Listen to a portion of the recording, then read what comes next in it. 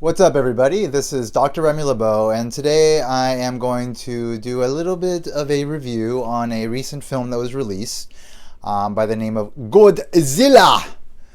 That's right, Godzilla came out yesterday. Today is May 23rd is next week when Days of Future Past comes out. So it's got to be May 16th.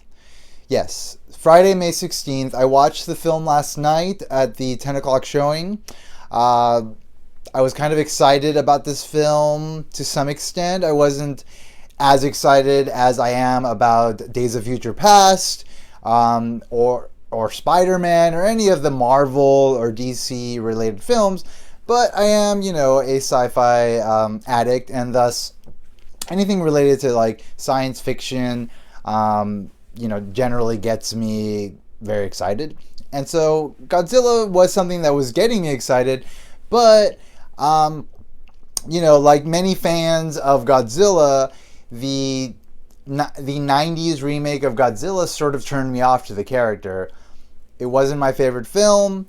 It tended to be a little bit too sort of... I kind of felt like they were trying to do a Jurassic Park thing too much, and it wasn't. And they were departing sort of from what Godzilla was supposed to be, and it was a fail. And I'm sure everybody agrees with me that is watching this video, and everybody agrees in general, based on the people I've spoken to, my friends that saw the film with me. Just the film kind of stunk, essentially. So it's been like 18 years or something, and now finally a studio has decided to yet again try to recreate Godzilla in an American film that will hopefully spark enough interest to create maybe a franchise for the film, to create a film series, basically. So maybe this film will do it, maybe it won't.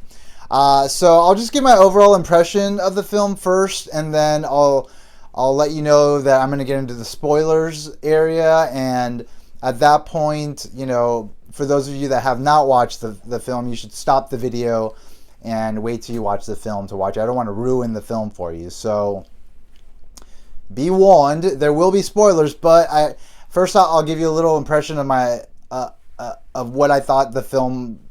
What I thought the overall quality of the film was before I get into the details that will spoil the film. Okay, so overall, I thought the film was okay. I give it like an 8. I thought it was better than Amazing Spider-Man 2. But the film, I don't know. There were certain things that were lacking in the film, and the big comparison I'm going to make is I'm going to compare it to Pacific Rim, because Pacific Rim is sort of the closest thing to this film that one could, closely sort of make a comparison of and identify what the strengths and the weaknesses were in relation to. So I'll be comparing to Pacific Rim throughout this entire video. So it was no Pacific Rim, is what I'm saying. Like, the film was no Pacific Rim. It could have been better, but overall, it did what it needed to do, which was to reintroduce the character of Godzilla in a more sort of modern take, which utilizes all the sophisticated special effects methods and utilizes, fresh faces. So there was definitely a lot to like. It's definitely a great sort of popcorn flick for like the popcorn crowd that just like wants to have a really good time at the movies with friends, on a Friday night, Saturday, whatever. It's a great time. It's a really fun time. But it's not the sort of film that I think, at least for me, will be, like a long-term sort of, like a classic type of film, like a film that will become, one of the great films of this modern era. It won't do that, but there was a lot to like about it, and I think I'm just going to get into it now. So from this point forward, there will be spoilers. Again, you have been warned. Stop now if you do not want this film to be spoiled. All right, so I'll start with the actors. So Bryan Cranston, who coming off of Breaking Bad, decided to be in this film, and he was highly hyped as a sort of a key part of the film in the trailers. He did a great job, but he was only in the film maybe like the first third of the movie, which was somewhat disappointing to me because I really love the actor and he did an incredible job of portraying the character and like relaying the emotions that the character had to relay, which were really intense because it was a really intense sort of first act of the film in which he played a central role. As some of you may know, as those of you that saw the film know, so he is working as a nuclear engineer at a power plant in Japan in 1999, and there's like an event, and there were a series of earthquakes building up to this event, and the event causes a leak in the main reactor. Cranston's wife is also a nuclear engineer. She and a team were inspecting the reactor on his command when the breach occurred, and he was forced to lock down this section of the nuclear power plant that if it wasn't locked down would sort of allow this breach of radiation to contaminate the entire place and basically kill everybody. So it was like a very powerful moment when he, having his wife very close to him, had to sort of lock her in this contaminated area, which was essentially a death sentence for her. Extremely powerful moment. He played it exceptionally well. It was highly visceral. Like, it really touched me, and it was moments like that sort of play to the strengths of the film, are the strengths of the film. So we flash forward like 15 years, and Bryan Cranston has now he's no longer working for the power plant, and the Japanese government has covered up the fact that there was an event by just basically calling it a complete meltdown of the nuclear power plant, and they fenced off the entire town. It turns out him and his kid, who was very young at the time, were forced to leave the area like immediately after the events that we witnessed just seconds earlier, that were actually 15 years earlier. He and his kid and everybody in the town were forced to evacuate the area, and the area was quarantined, and there have been fences around it, and Cranston has been trying to get back to try to figure out exactly what it was that happened, but the government won't let him, but he's obsessed, and everybody thinks he's a nut, including his son, played by the kid that played Kick-Ass. Aaron Taylor Johnson, I think is his name.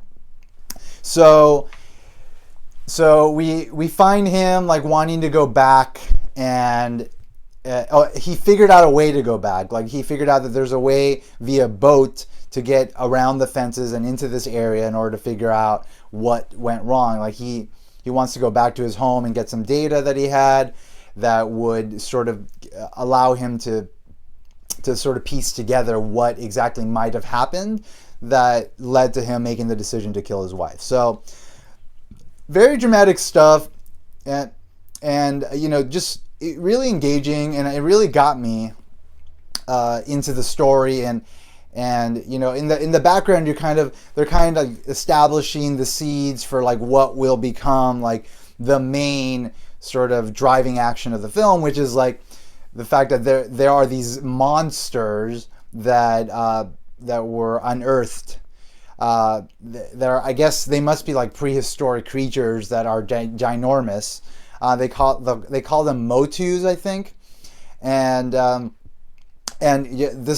they were essentially what was causing the earthquakes, what caused the event, and eventually, they essentially become the villains of the film, and Godzilla becomes sort of the hero of the film because he is somehow driven by nature to attack these creatures and bring them down. So everything is sort of building up to this climactic battle between these monsters, which is interesting. But of course, in a film like this, you want to have like a really strong human story to kind of drive the action and sort of keep us grounded as this stuff is happening. And again, like I felt that the Bryan Cranston stuff was really doing that. So, but Bryan Cranston dies within maybe another 10 minutes after, you know, they get back to the contaminated area and they find out it's not contaminated, and then they get arrested. Him and his son, by they I mean him and his son, both him and his son go into this area. They figure out it's not actually contaminated by radiation, and they figure out something's going on at the actual site of the power plant, and they get arrested, and they don't realize that what's actually been happening is like there's a huge cocoon that's like siphoning nuclear energy out of the nuclear energy site, the nuclear power plant site, and that it's about to erupt into the hatching and sort of, you know, living of this Motu creature, which turns out to be I think a female, or no, it turns out to be a male. And then there's the second one, which is a female, and they're trying to mate so that they can procreate. It's sort of fun, it's sort of interesting, but really ultimately all of that is about just like some big spectacle battle between monsters, which I'm all for. But again, we want human action to drive the main story so that we can, you know, continue to be engaged by the story as people, you know, so that we can somewhat identify with what's happening, and that will, you know, pull us into the story more.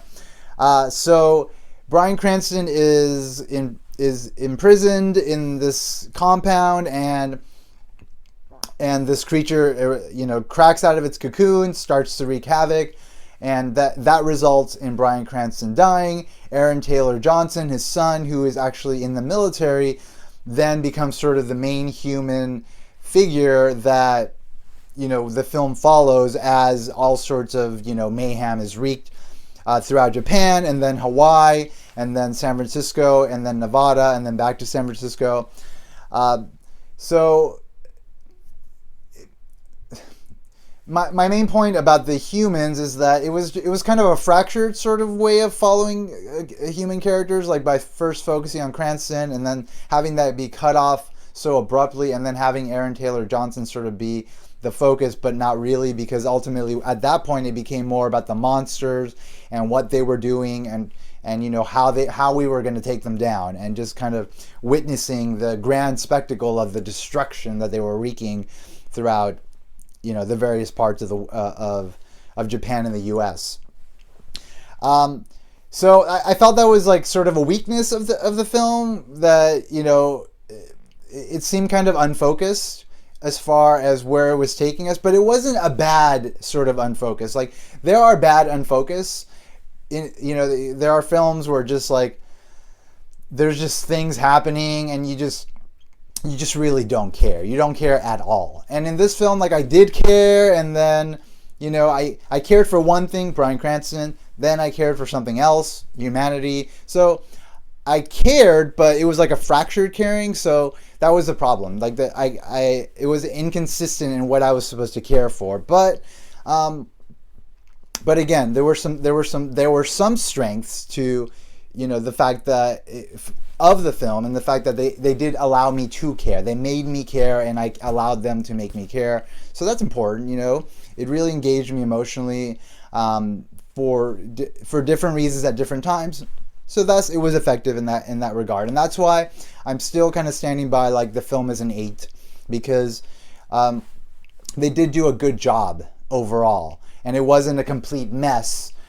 But again, I think because you're doing a Godzilla film and you're kind of trying, I'm assuming they're kind of trying to keep it within a certain budget, and so that means that you don't want a lot of, you know, special effects all the time, because at the times that there are special effects, they're such on a grand scale that they're super expensive. So, you know, you have to kind of try to balance that, or else the film just becomes extremely expensive, and then you know, it becomes impossible to make.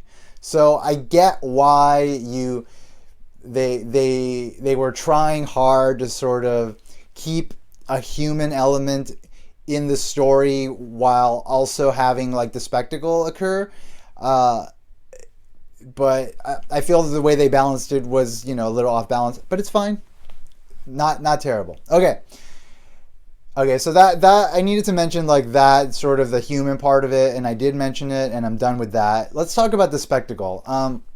The spectacle was huge. It was incredibly ginormous. Like when this first Motu first erupts, I mean, it's like crazy. That thing is just enormous, and it's like killing and destroying, and it's like, and it's so chaotic, and it's wonderful. It's just wonderful to watch. And then when Godzilla shows up and fights the first Motu, it was really great. They they did a lot of really sort of creative things in the film, in which really expensive shots were sort of shown through cheap television sets, and so the filmmakers didn't have to make them so well detailed, because you're seeing an image of a less quality image. So it was really clever. The first like the moment that Godzilla and the first Motu are going to go head to head, it cuts to like this little kid watching TV, and then we see scenes of them fighting, but it's like sort of in the background, and it's really clever. It was really clever. It was really clever the way they sort of just built up to the final sort of moment of finally revealing Godzilla completely, and we actually get to see him, and it's like fully detailed, and it's it's the spectacle that you expect. In a film like this, you expect to see Godzilla looking fantastic, and there was like a very slow build up. Like we didn't see Godzilla. I was checking my phone. Like we didn't actually see Godzilla until like an hour after the film started, which was interesting. Again, I think it has a lot to do with budget and sort of, trying to withhold a lot of the spectacle because it's expensive to show, right? So it was like an hour into it, but the minute it happened, like people went freaking nuts. Like the audience like erupted in cheers, which is really cool. It's like, that's why I say it's like a really fun sort of popcorn film. Like it's really fun to watch this film like with other people in a movie theater. You're not gonna like walk away with like feeling like you've seen something special that's going to sort of resonate with you for the rest of your life as something important. But you walk away feeling happy, like you've had a fun experience with other people, do this adventure of just like chaos and like monsters fighting each other. So it's definitely fun. It's definitely a fun experience, and thus worth having, So the build-up was kind of slow, but eventually, it led to great stuff. And then, once we have Godzilla in the mix, and once we know about the first Motu, and then we find out there's a second Motu. I hope I'm saying that right, Motu. I hope that's what it is. Anyway, there's a second one, and then the two are trying to get together, and the humans are like trying to fight them with nuclear weapons, but the Motus keep eating the nuclear weapons because they feed off nuclear energy. And eventually, it just becomes evident that okay, we need to stand back and just let Godzilla take care of this. That second hour, it was basically just mostly what was happening with the monsters, and what was happening with like Aaron Taylor Johnson and the humans was all very incidental. They just happened to be at different places. I kind of felt a lot of it was forced though. Like Aaron Taylor Johnson happened to be in too many of the places that these things were happening. His wife happened to be there as well. So all the stuff driving like sort of the emotions of this character that's trying to like get reunited with his wife and his child, and it all kind of felt forced and cheesy, and thus ultimately just like unimportant to me. But there was so much great action and spectacle going on around it that I didn't really care too much. It was like, whoa, look at these monsters going at it. This is crazy cool. Some really great sort of memorable moments are when Godzilla is fighting, I think, both of the Motus. And then at one point, you see some like electricity sort of surging through his body, starting in his tail, and all of a sudden it goes into his head, and then he like shoots out this like electric power beam from his mouth, and that was crazy cool, like intensely awesome cool. It's a classic Godzilla thing. It's something that the stupid Godzilla from the 90s did not do. And it's something the audience wanted, because when that happened, the audience went crazy. And so did I. It was just like insanely awesome and super fun to watch and experience. And just all of that. Just like the monsters going at it, Godzilla going crazy and then shooting that electric bolt, that electric beam out of his mouth. Like, it was just too cool. It's just too cool to miss. Like, if you're a sci-fi fan, like, don't miss it. Don't miss it on the big screen. It's like really freaking awesome. So again, there's just like a lot of cool things to see in the film, and there's like some cool emotional moments at the beginning. And so all these things combined make the film fun and worth watching. So I definitely recommend it. Let me compare it now to Pacific Rim. So Pacific Rim was fantastic. Okay? Pacific Rim didn't pretend to be something it wasn't. It knew what it was from the beginning.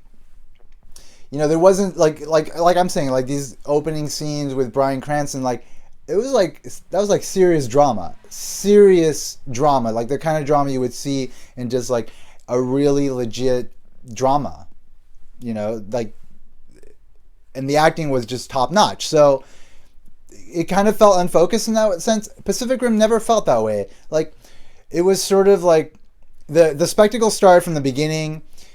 You know, you had like the robots fighting the monsters at the very beginning, like one of the opening scenes. And then there was like a human drama, but the human drama all sort of played in really well into, you know, the whole story of the monsters and the robots. Like, you know, like the family that was focused on like the father and son. I think a father had died or something. I don't know. Brothers. It was brothers that were, one of them had died, and the other brother was looking for a new pilot to work with him. And then there was a father-son team as well. And then the partner that the guy was looking for was like this cool Asian chick who had been adopted by Idris Elba. So there was like a lot of family stuff in there, but it all worked in really well with sort of the build up to, you know, the fighting of the monsters. It all made sense really nicely, and it flowed really nicely. And although the action and the spectacle scenes were really great in Godzilla, like just flawless, just the special effects flawless, like beautiful, the stuff in Pacific Rim was just incredibly good, like stylistically great, flawlessly executed as well. It was just really cool to see these really incredibly well-designed robots fighting these incredibly well-designed monsters in such realistic ways. And like all the cheesy moments that were in that film, like didn't feel out of place. It just kind of felt sort of seamless. It felt like it was part of the film. Whereas in this film, like I said, I think I'm pretty much done talking about Godzilla's strengths and weaknesses.